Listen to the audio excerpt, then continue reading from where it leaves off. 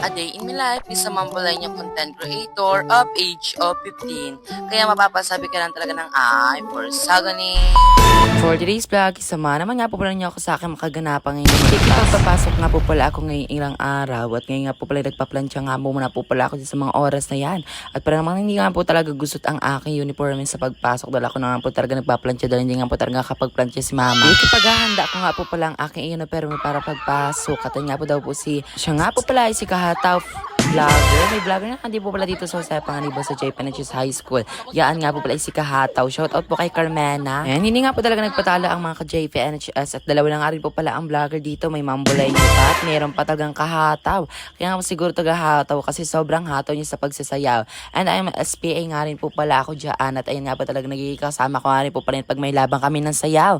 Shoutout nga po pala kay Carmena Santalices. At yun si Ruben Morales. At sobrang gulan nga po talaga kanina dyan sa high school dahil nga po pala ilang araw na din nga din po pala umuulan ay hindi nga din po talaga nagpaawat ito tagparaulan nga din po pala at ayan nga po talagang final alok natin dahil ang payo nga po pala ng inyong taga Kasaguni ay wala nga po pala kaya ngayon muna po tayo na muna po ang aking pinangsaklob na para man talaga ay hindi talaga tayo mabasa sa ulan na para ba talagang waterproof talaga ang atake ko dyan, Charis. Naglagay na talaga ako yung orange tela at nga po talaga itiraw na tela lang ginamit namin sa festival.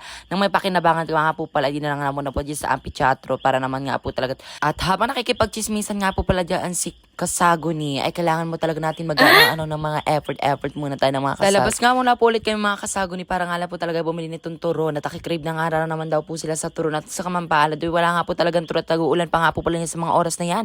At hindi nga po talaga nagpatalo at yung tela nga po talaga dala-dala ko pa sa paglabas. At nagdala nga rin po pala ako ng bagat. Akala ko nga po talaga makakauwi na ako. Ayun pala, bumalik pa nga rin po pala ako dyan sa high school na yan at para talagang sobrang ulan. Tingnan nyo nga po talaga, ilang araw na nga talaga umuulan para naman talagang hindi na tumitigil to. Pero pasalamat na lang dahil yung iba nga po talagang lugar na pag tagtuyot ay tagal nawawala ng tubig sa kanilang mga bumbahan.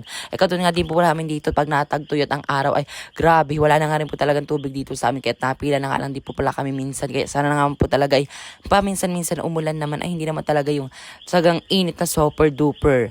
At ay mga Kasaguni palabas na nga po pala kami dyan na para ba talagang may pera ang mga person na to, Cheris. Actually wala pa talaga akong pera dahil nag-iipon nga po talaga ako para makapag-audition sa PBB.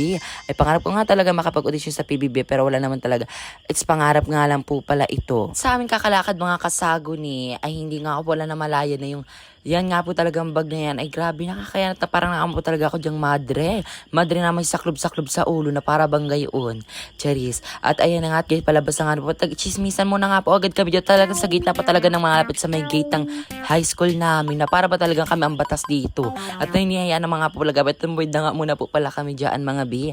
At para naman talaga hindi nakakaya talaga dun sa may ari. At sa aming kakalakad nga po pala hindi pa nga po talaga natapos ang mga chismisan. Dahil tuloy-tuloy pa nga talaga ang pagchismis sa mga person na para ba talagang hindi na sila kikita para malaman magchismisan.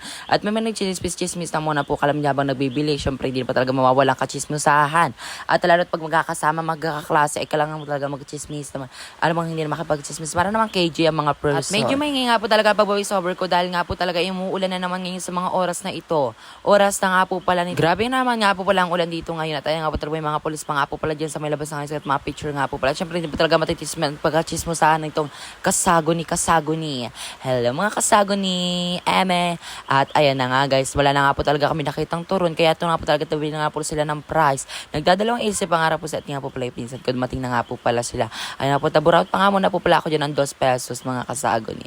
Mga pasneya. Ayun at meron na talaga kami nakuha. At meron na nga po ako naburaot dyan, mega 20 pesos. Kaya nga kakaburaot mo talaga, may bibili ka talagang lunch. O sana all. Anong lunch? Hindi. Mga pang merienda nga po pala yung mga binabanggit ko. I'm so sorry everyone. At ayan na nga mga B, medyo maligang na talaga pag-voice over ko dahil sobrang hirap ka talaga mag-voice over. Talo nga po talaga pala akong ginagamit ang microphone. And mano-mano ko nga lang po talaga to ibino-voice over tong video ko. Tara naman po talaga ay hindi talaga masyadong sabog-sabog. At ang ginagamit ko nga po talaga microphone isabog-sabog nga po pala. Kaya ito nga po talaga ay nagmamano-mano ako na pag-voice over dito sa cellphone. At yun nga lang po talaga ang aking mga kaganapan ngayong araw. At maraming salamat nga po pala sa mga nag-follow sa akin. 600 na nga po pala itong followers natin. Kaya mga talaga mga Kasaguni super thank you everyone sa pag-follow sa akin at pag-support. Muli ako si Mambolay, yung content creator at the age of 15. Maraming salamat po everyone. Hello mga Kasaguni!